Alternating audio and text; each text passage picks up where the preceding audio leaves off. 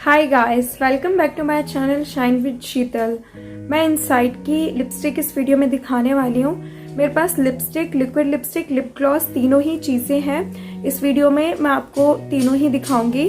Inside एक Indian brand है। आपको उसके मेकअप प्रोडक्ट्स बहुत अफोर्डेबल प्राइस पे अमेजोन और नायका दोनों पर ही मिल जाएंगे। मैंने इनसाइड के ऊपर बहुत सारी वीडियोस बनाई हैं, जैसे कि बेस्ट एंड अफोर्डेबल फाउंडेशन 2 मैंने बनाई है, 1 ब्रांड ट्यूटोरियल, तो वो भी आप अगर देखना चाहते हैं तो मेरा डिस्क्रिप्शन बॉक्स चेक कर सकते हैं, वहाँ पर आपको लिंक मिल जाएगी।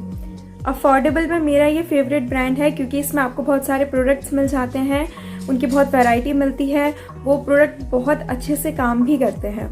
मैं सबसे पहले आपको लिक्विड लिपस्टिक, फिर लास्ट में लिप ग्लॉस दिखाऊंगी। तो चलिए स्वेच की तरफ बढ़ते हैं।